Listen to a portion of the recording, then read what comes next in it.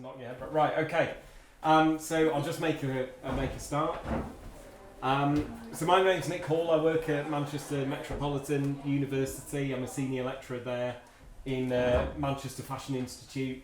My background's in product design and development, so I'm a product engineer originally, and then my other expertise area is innovation management.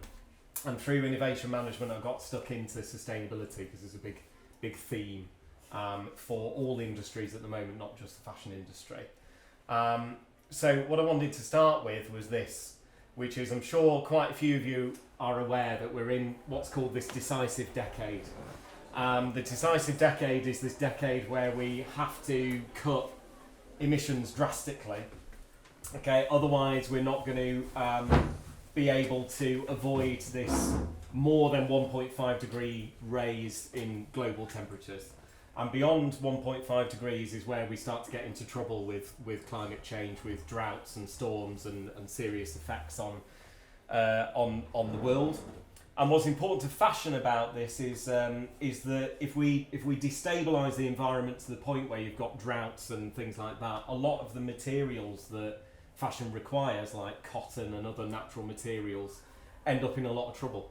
So cotton's grown in a lot of desert, very big desert flat areas. So essentially we can't get hold of the materials we need for fashion. So ignoring the so ignoring the fact that like we've got this environmental responsibility, we've also got this big issue with actually doing business going forward with the effects of climate change. Now, a lot of people kind of think about the small actions that consumers can take and think, well, there's not much point in me doing something sustainable because it has a tiny, tiny effect, which I can understand. But is this 1.5 degree limit that we've got in this decade achievable? Well, I'd argue that it is, because if we look at what happened in lockdown, a few months of not driving around in our cars, which is what happened during lockdown, and pollution in this country dropped by 40%. Now, the reason for that is climate change effects take a long time to build up. Okay, so we've been building up climate change effects for the last 100 years, 120 years since industrialisation. Okay, but if we stop doing that stuff, the Earth recovers far, far quicker. Okay, so like it's a cumulative effect for climate change, but the effects, once we stop doing bad stuff, are very quick.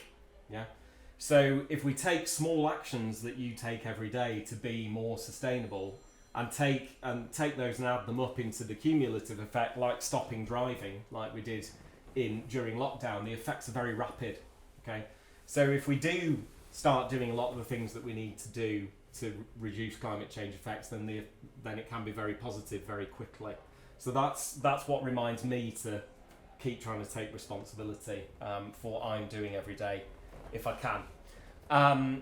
So a lot of the time people like David Attenborough talk about the dangers of it, like the negativity of climate change, but really we need to kind of change that around, which is doing the positive things does matter, essentially. And if we don't, those big changes, yes, they are going to translate into these kind of big disasters that they don't have to. And there is still time to change the way that we do things. And part of the way that we change the way that we do things is doing what you're doing today, which is hopefully learning a bit about circular economy and new approaches to sustainability. So here's a quick bit of audience participation. Okay, which of these mugs or cups is more sustainable than the other? It's not a trick question. Okay. The mug, the cup, mug. Okay. Why? Reuse it. Okay. Anything else? It's made out of a more sustainable fabric, like material. Material. Okay. Yeah. So ceramic, all that kind of stuff. Why is the other one bad? Takes a long time to degrade. Yeah. Okay. Any other effects? One-time use. One-time use. Yeah. Okay. And then also plastic's been badly like given the poster boy for microplastic pollution and ocean-borne pollution, stuff like that. Okay, so so we've got this this kind of plastics negativity. Okay, but if we start looking at this, that's quite a sustainable view. You know, one-time use, bad plastic, stuff like that. Sorry if the slide's slightly blurred. Okay, but if we start thinking about circular economy, which is a slightly different way of thinking, which integrates manufacturing and behaviours and systems and stuff like that. Okay, you can make and transport 500 styrofoam cups for the same equivalent of the carbon footprint of one ceramic cup, because ceramics require a lot of energy and everything to produce a single ceramic cup. And a ceramic cup's still breakable. You've all broken one, I'm sure. Okay, and neither of them are recyclable once they're in that broken state. So if we think about, you know, styrofoam from a different way, how light it is, how easy it is to transport, the fact that you can throw it on the floor and it's okay, all that kind of stuff. We've got different properties of materials and different things that are interesting about those materials and useful, but ultimately neither of them are actually like recyclable or reusable once the material has come to the end of its life. Yeah. So we need to start thinking about this system in a different way, because basically neither of these are usable, but they've got properties we like. So for example, demonising plastic, which a lot of people have done, you know, getting rid of plastic is just not practical innovation-wise. We're surrounded by plastic and we need to figure out how to use it in a much more effective way, rather than just say, let's stop using it, which is just not going to happen. So we need to think of it in a practical way. So if we bring this back to fashion, fast fashion, which is often the demonised version of fashion, is the styrofoam cup of fashion. So high volume, low quality, single use often, okay, and becomes waste very, very quickly, gets to the end of its life very quickly. And the ceramic cup is luxury fashion, okay, which is higher quality, maybe you use it for a lot longer, and all those sorts of things, but and you look after it and stuff like that and reuse it much more often, but still not sustainable, still not recyclable. Once it's broken, it's kind of broken. There's like not very much you can do to repair it and stuff like that.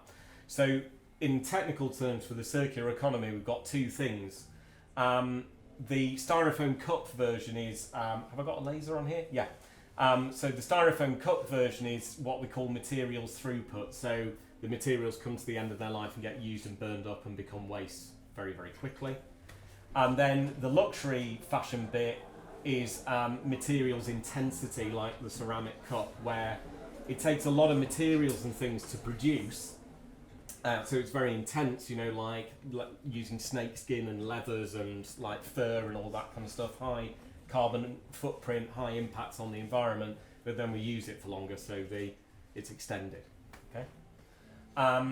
So what we're talking about here is we need to start thinking about how we design things better. So going back to our cup, do you guys want to have a seat? Can you guys move up a little bit? Don't have to stand in the corner. There we go. Do the American thing. It's like, everybody move up. Okay. There we go. That's great. Thanks, everybody. There we go. Collaboration. Awesome. Okay, so what we need to do is really think about what our concept is of a cup, or what our concept is of fashion. So here is a cup that's made of brominated glass, which is shatter resistant. You know, on most surfaces that'll actually bounce. It's recycled brominated glass. Then we've got corks around, again for grip, but it's sustainable cork. And we've got a nylon 6/6 recycled lid. Okay, so this is a cup. Okay, so but we need to consider this idea of the social context of all products, which is it's still got to be desirable. It's got to fit in with our lifestyles. It's got to generate waste. It's got to utilise materials that are eco-safe, all those sorts of things. So one of my students a little while ago, when we were doing this lecture, we were talking about what is sustainable fashion, and somebody stuck their hand up and said it's beige, i.e. very boring. And that's exactly the point, which is if we look at the poster boy of sustainable cars, which has been the Toyota Prius, Why do you have to drive around in an awful looking car in order to be sustainable? Arguably, sorry, some of you may love the Toyota Prius, okay? But arguably it's an ugly car that kind of like basically says, I'm beige and I'm happy with it, yeah? Whereas Tesla have kind of done it differently. They've started to make sustainability look sexy, which is very important to fashion, obviously, because not everybody's going to drive around in a beige car. But having said that, Tesla have done some fantastic things for the car industry, but it's still not a circular economy car. The materials, you know, we're still using tyres, we're still using aluminium in a non-sustainable way. It's still a very complex type of manufacturing, and their very innovative batteries still use lithium ion and loads of other like unsustainable chemicals and all that kind of stuff. So there's still a lot of work to do in all of these different sustainable areas. But what I'm talking about is we need things to be elegant as well as sustainable. Nobody's going to buy into you know, something that's poorly designed, doesn't function in the way that we're used to, and isn't an improvement or a benefit. And that's where innovation comes in. Innovation is all about making things usable, beneficiary and exciting to engage with. So this talk was billed as looking at the circular economy and talking about what we can do to design things better and to use things better.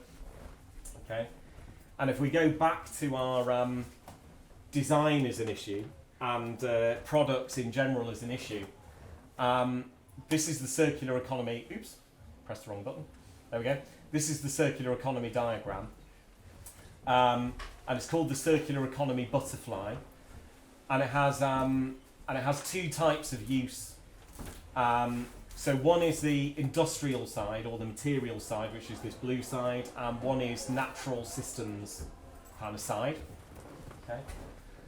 And if we look at industrial use of materials at the moment, like our ceramic cup, at the moment, like a ceramic cup is made, okay, through an industrial process and sold to you, okay, and then we sort of use it up, and then we get to this very quickly, we get to this kind of waste side where we either do what we do right now with most items in the home, which is we use it and then it goes straight into our recycling bin, and if it's not suitable for recycling, then it goes into our municipal waste kind of bin. And that's essentially a design flaw, which is the materials aren't generally reusable in any way. What the circular economy looks at is different cascades, which is the recycling cascade, which is this one here, is the one that we get to after we've made much, much better use of the materials and the products that we're talking about here, like our fashion items. So fast fashion's been given a very negative view because it gets from this usage point to the waste point very, very quickly. But in between, we've got lots of different cascades. Now, this is where we've got, first of all, the share economy or sharing, which is much more about rental or getting it on Depop or getting it on eBay and extending its life. Then we've got different materials cascades, which is remanufacturing, reselling, and essentially trying to alter how we behave with our materials so that we use the product or extend its life for much longer than we are at the moment. So keeping it in circulation, sharing it, using it, making it much more beneficiary. Okay? And then the circular economy argues that if we can't do that successfully, if we can't put it through these cascades, if it goes back into a natural system, then the material that is going back into that natural system should be biodegradable and of benefit to nature rather than have a negative impact. So at the moment, if I take a fashion item that's pure cotton and organic and stick it in landfill, a lot of the time when it degrades, it's still got toxic dyes in it and you know, colour fastness systems and stuff in it that have a really negative effect on the environment. But all the argument with the circular economy is all of those effects can be designed out of items. and the fashion industry is billed as the second most impactful industry in the world after oil and gas, because when we look at this system, everybody in the world buys clothes, essentially, or uses clothes in a certain way. And so the impacts as a result are an order of magnitude higher than most other industries. And at the same time as that, as the fashion industry has grown over the last 20 years, we've massively upscaled the consumption system based on fast fashion to get it from usage to end of life as quickly as possible. And fashion's biggest problem is we've done that in other industries like food and food packaging and electronics and stuff like that. You know, the throughput is very, very quick, but a lot of the materials that we use in our phones and in food packaging and stuff like that are recyclable, whereas very, very little of the stuff that we use as materials in the fashion industry is. Okay, so there's very few destinations for recycled fashion to go, which we'll look at in a second. Okay, so on the positive side of stuff, more and more businesses in the fashion industry are getting better at understanding product life cycle. Okay, and they're starting to address this materials intensity and these materials throughput and convert it to this kind of idea of materials productivity, which is making the best use of materials that we can. So today I'm wearing a pair of like Levi's jeans that have got 50% tencel in, which is a cotton alternative made from eucalyptus trees, which use far less water than cotton, grow in any type of environment very quickly. If anyone's got a eucalyptus tree in their garden, they know it grows all year, all the time. They're a waterless jean, okay, that use a natural indigo dye in. So it's a 200 litre waterless jean, 200 litres to produce the jeans instead of 17,000, which is the average for a stone washed jean in its life cycle.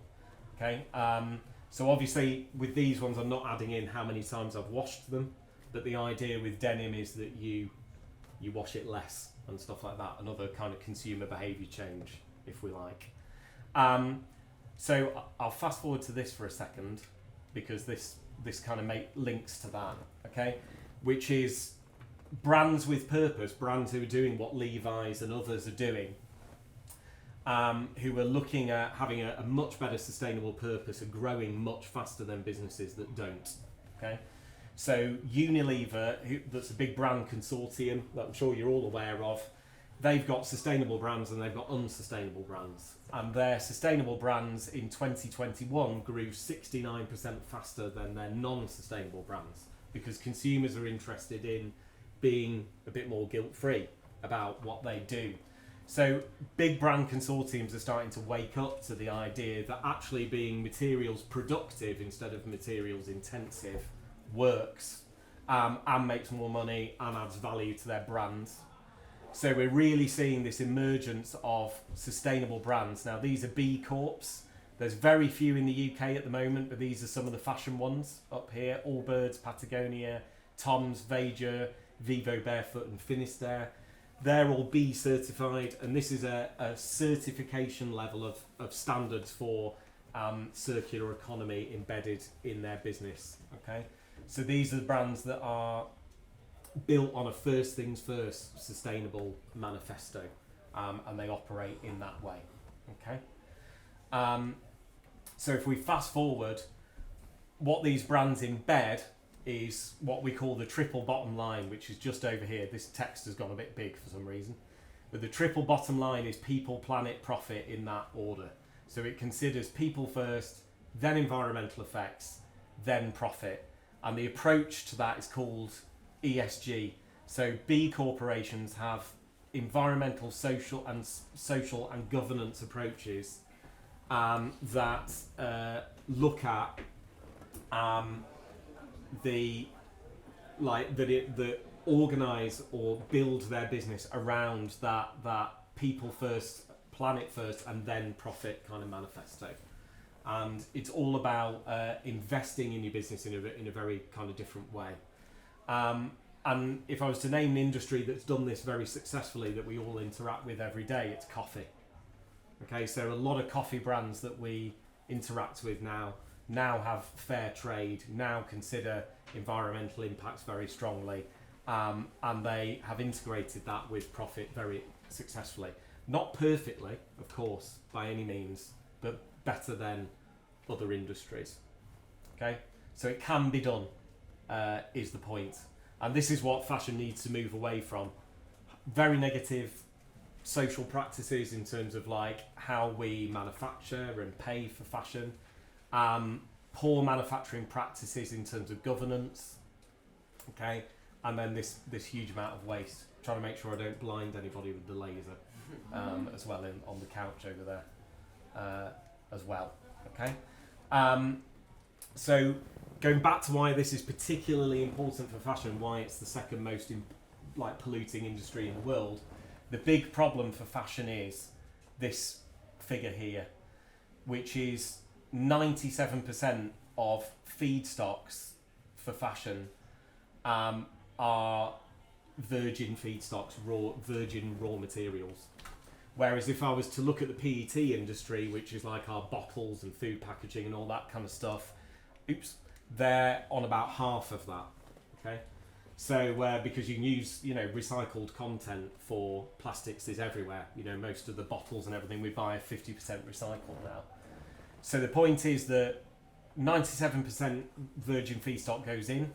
We make 53 million tonnes annually of fibre to generate all the clothes that we sell. And then within 6 months of that 53 million tonnes being produced into clothing, 73% of it gets landfilled or incinerated because recycling and collection in particular for recycling in fashion is really, really poor.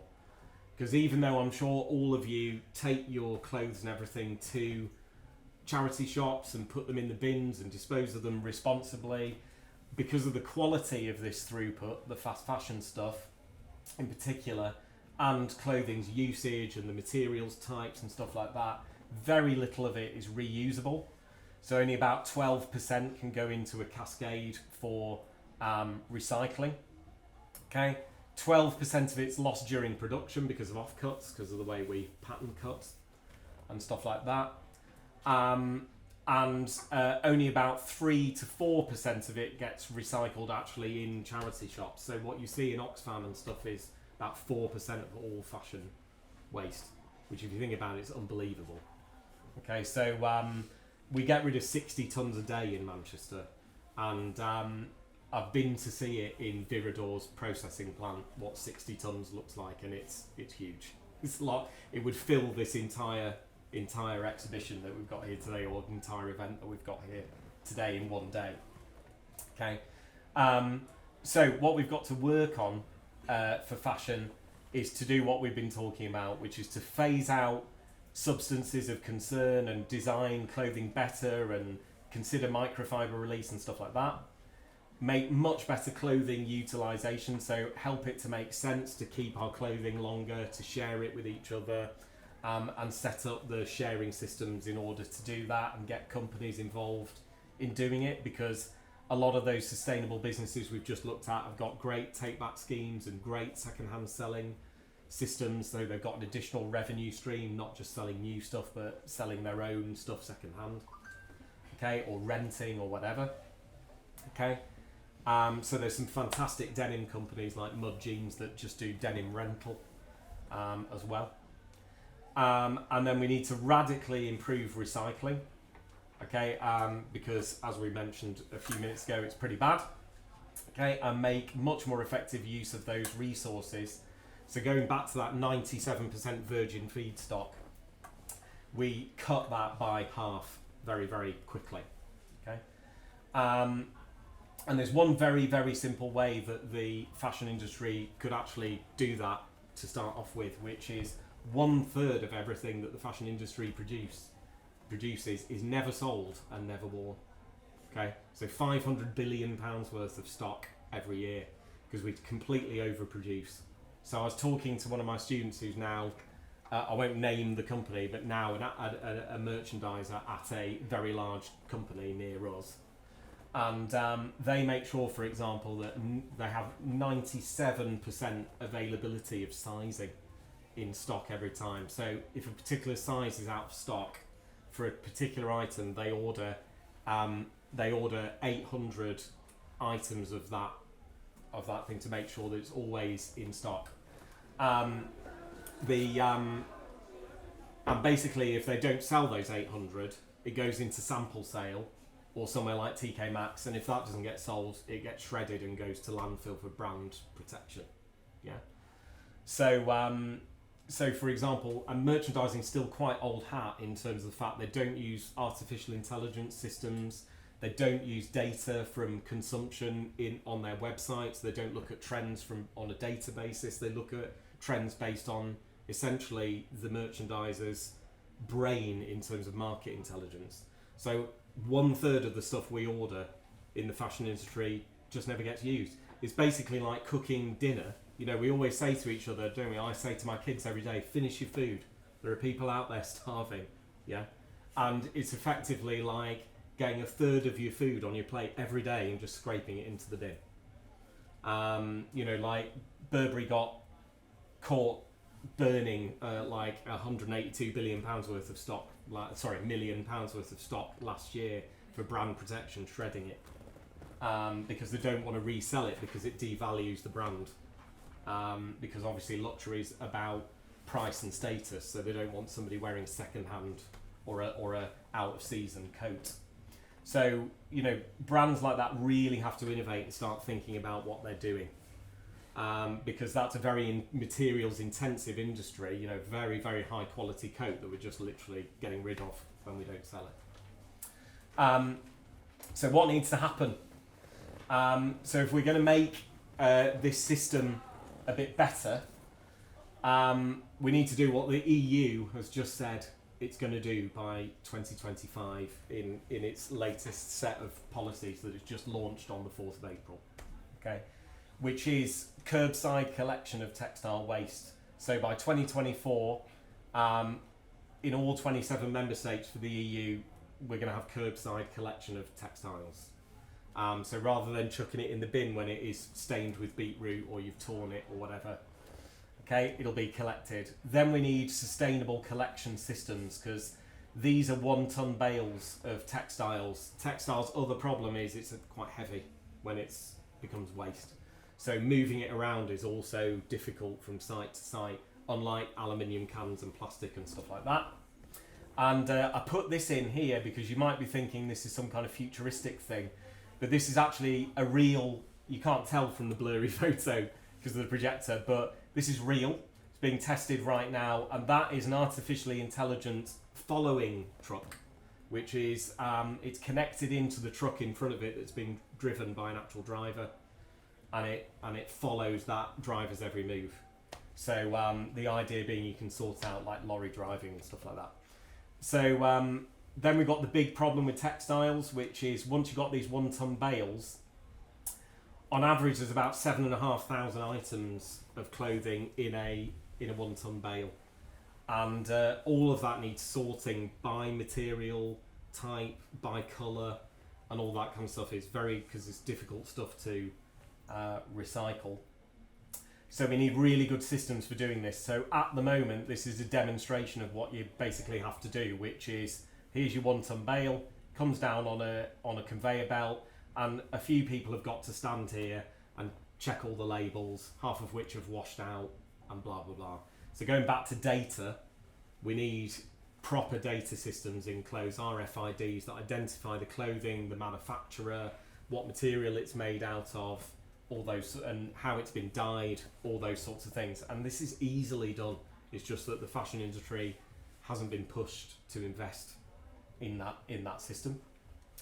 Okay, once it's been sorted, okay, we have got the systems. So this is a chemical recycling system for textiles here in Slovenia, part of a project that I worked on in the EU. Okay, that recycles polyester, shredded polyester, into PET granulate industrial grade PET granular that can be either used in PET packaging or made back into fleece.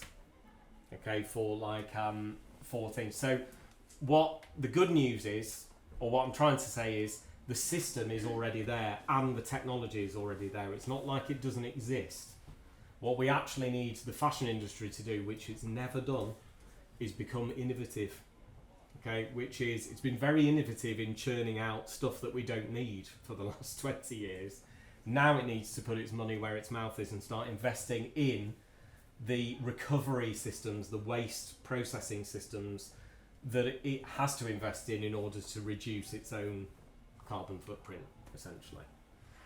It's not a get out of jail free card unfortunately, because if we took everything here that fast fashion produces in a year, the system, even if we installed a successful system that could produce,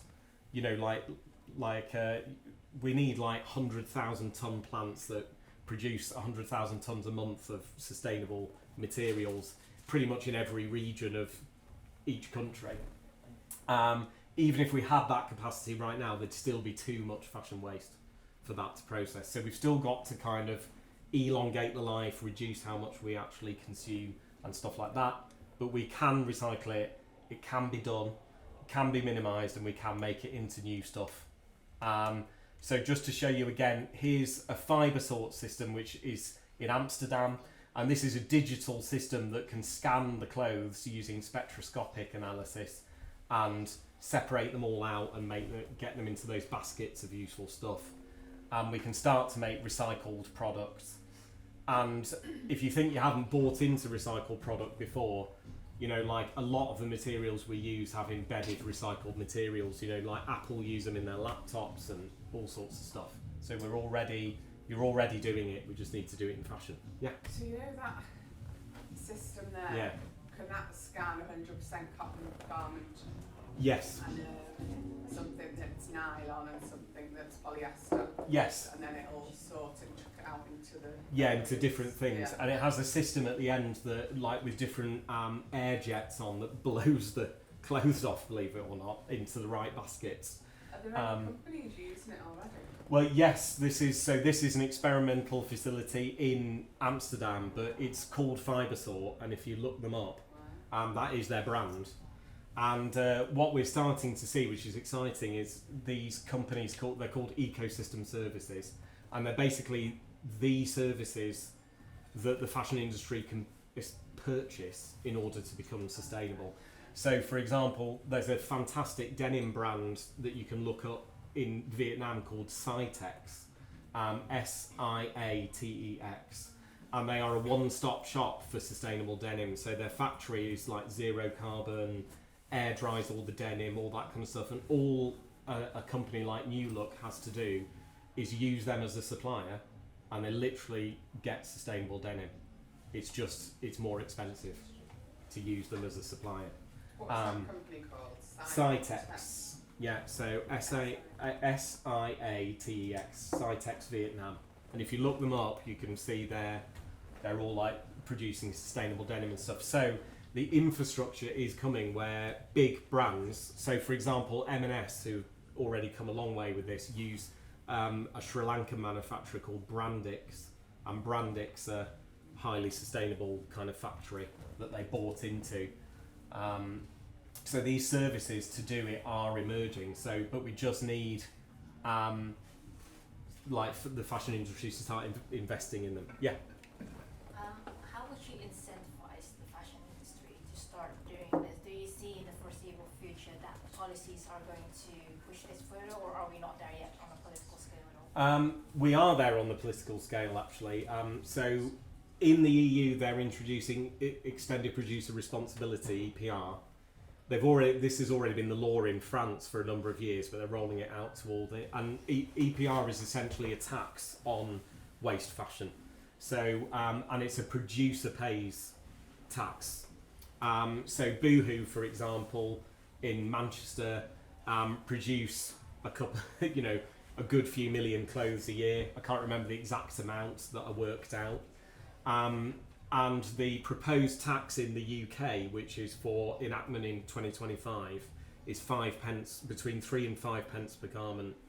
If we take a 3 pence per garment tax minimum, Boohoo's bill I worked out would be about 3 million for EPR.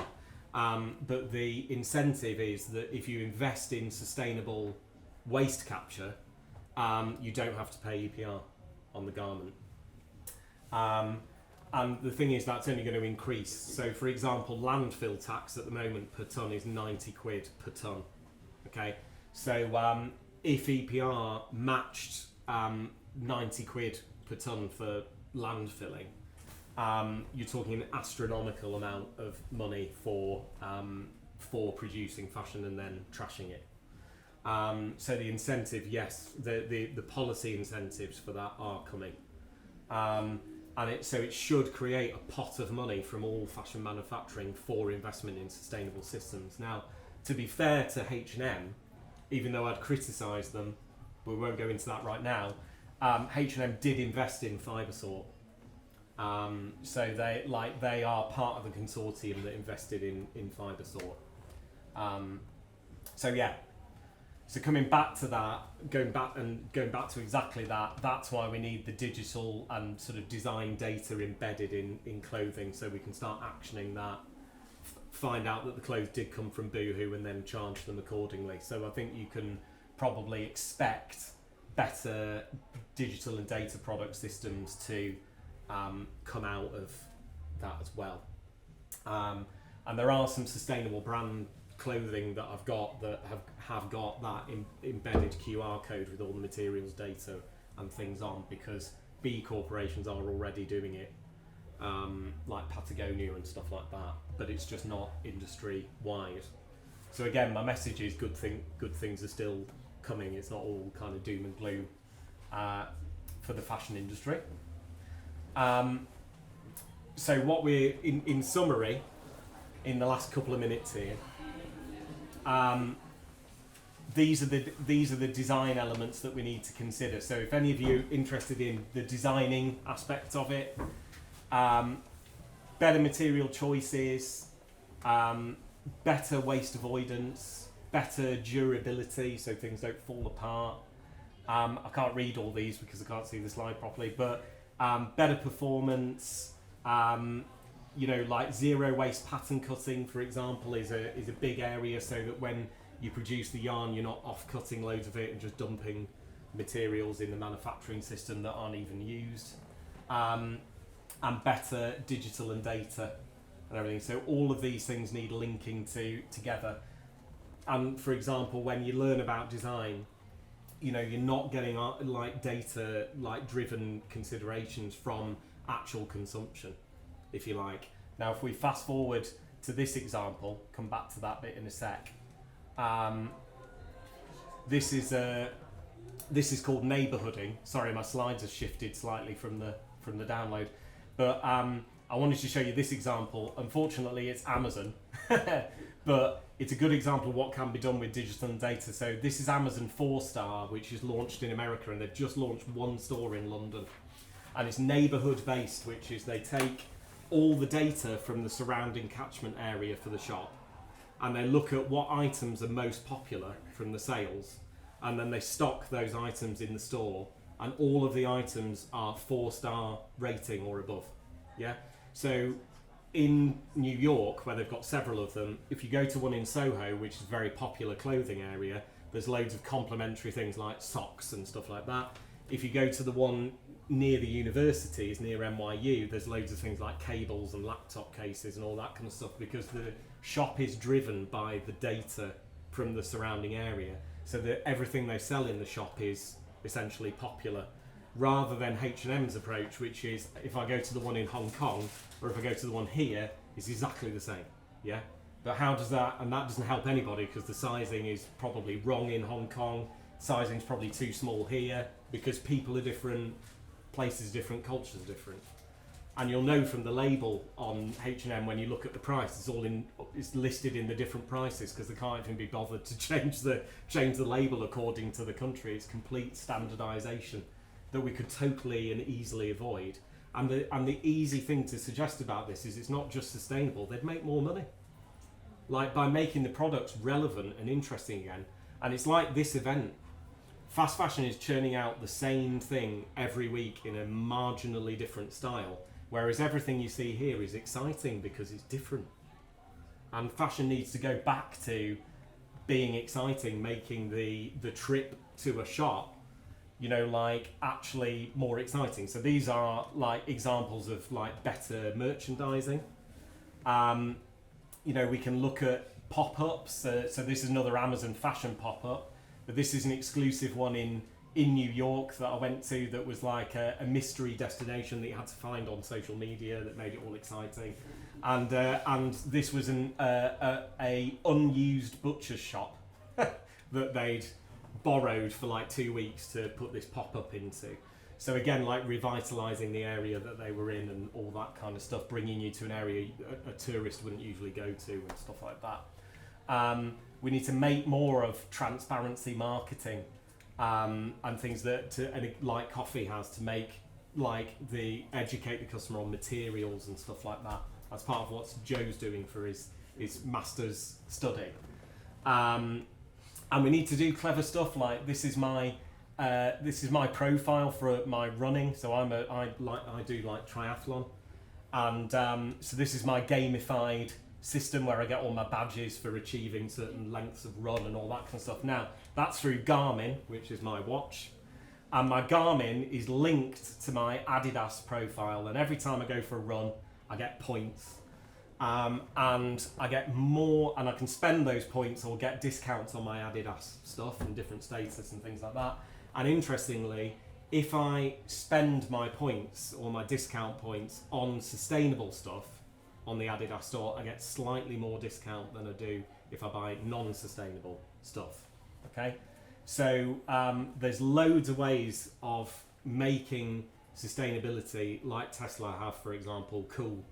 Okay, we've just got to be willing to do it. The reason like sustainable fashion is beige is because we made it bloody beige, and it doesn't need to be.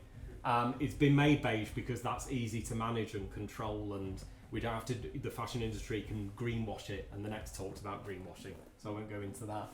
But we want to make it. We can make it easily more exciting. And this is Zara's dropship example. So sorry. This is like Zara experimented with drop shipping, where you have one item of the clothing in the store, and when you go in, it's linked to your internet infrastructure. So you pick up the clothes, you like it, maybe they've got a version you can try on, but you can't buy it there and then. It's then drop shipped to you in the next couple of days. Okay, but it's redefining the concept of fast fashion. Do you need it this second? So, oh no, I've not gone. Oh, good, I'm right on time. Okay, so what can you actually do based on all of this? Okay, which is vote with your feet and make better decisions, because we've seen Arcadia Group go, we've seen Debenhams go. Why did they go? Because their service didn't plug into how the consumer's behaving, how they wanted to shop, what they wanted to do.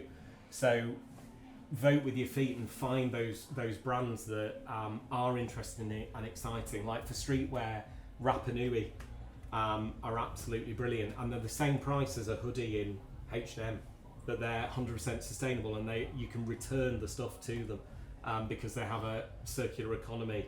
They can recycle it. Yeah. I've got an app on my phone called Too Good To Go. Yeah. And that sort of like rates so like really bad on sustainability, and then it tells you like similar brands with better. Yeah. Oh, good on you. Good on you. Yeah. Too Good To Go is a food Yeah. one. Yeah. Food one. Yeah. Now this is a really good. It's all getting up on there. Yeah, it's right. I mean, this is a really good example of that digital and data, which is good on you. Independently verify the data. You trust them. They're like the TripAdvisor of fashion. You know, they can change your decision making. You know, because if you book a holiday and you see it's 1 star on TripAdvisor, you change, don't you? Yeah. And so we really need that stuff. So yes, make these positive decisions, empower yourself. The mantra that I always think about comes from Fight Club, in fact, which is the we buy things to impress people that we don't care about with money that we don't have. Yeah. And I try and think about that every time I buy something. Do I really need it? Who am I trying to impress? And do I really have the money to actually get it? And I've not bought anything from a fast fashion business for 12 years now, and it's dead easy, I can tell you. It's never been difficult. And I've tried. It's difficult when you got kids. Yeah, I've got kids. But like our friends, like I set up with our friends who all had kids at the same time, luckily. Yeah, But we set up our own swap shop, and that works very well. Yes, kids grow out stuff very quickly. I do appreciate that. It's hard. But again, sharing and stuff like that, and I am gonna, inspired by a couple of friends of mine, I am gonna have a go at not buying anything new for some time now.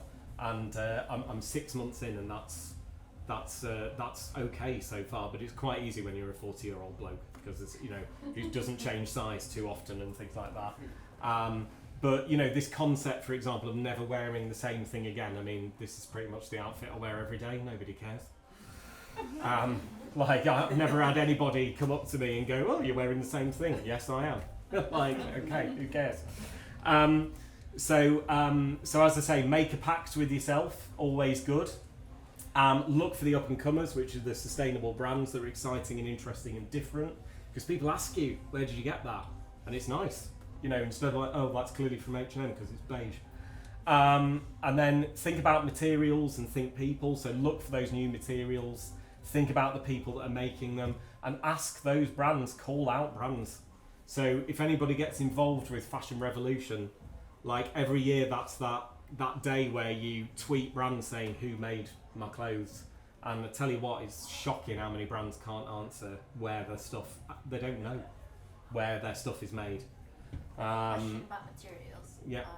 Just thinking about the styrofoam cup Yes. versus the ceramic one. One Mm. is longer lasting, but then Mhm. apparently you can have 500. Like, how do you decide as a consumer? Do Mhm. you go for lower carbon footprint, but then this one has more water? Yeah, and yeah. This one is not recyclable. It's so hard to choose.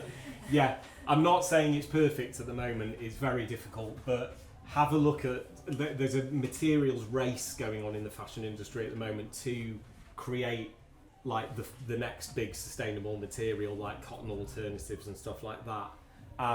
So the brands to look for are Renewcell, and then Lensing, like who are actually a paper company, because like cotton and things is made a very similar way to paper. And they're the ones that make lyocell and everything, and Tencel that are made out of eucalyptus. Bamboo is interesting but has some problems with processing. But you know, try them out. This is probably too much information, but once you've tried bamboo boxers, you never go back. That's extra comfy and things. So at the moment, it is down to consumer research. It is hard work. I'm not going to lie. Tencel and Lysol are Yeah. the better ones right now. Yeah, and Renewcell, like, so Levi's have just done a really amazing collaboration with Renewcell to make fully sustainable jeans for the first time, 100% sustainable jeans and things. So it is all coming. Okay, and then brands like Patagonia obviously use a lot of recycled content. Timberland are very good for recycled content, stuff like that. So at the moment, it is about a little bit about the lesser of two evils. But like those apps like Good On You do really help with that. So Good On You will provide you with alternative brands who are doing better. So if you look up like a sportswear brand like Gymshark, it will then take you to like Sweaty Betty and say Sweaty Betty are performing better for this same thing. So that will help you out. And then what I'm finding more and more since I tried the don't buy anything new is wardrobe utilization, which is dig out the clothes you loved and love them again, because there is a lot of stuff in my wardrobe I've rediscovered recently since doing it, and things really do come back into fashion. I'm just waiting for like bootcut jeans to come back in, and I've got 2 useful pairs of bootcut jeans, but we're on a skinny jeans phase at the moment. And to be honest, I need bootcut to come back in because I've got legs like a chicken. So and then I think that was meant to be wear something rather than wear something for more than one night out, as we were saying, because unless you are Gwyneth Paltrow, nobody really gives a stuff about that, and I think that's just a kind of a bit of a changing kind of consumer attitude for stuff like that. Okay, so that's all I've got. Thank you very much.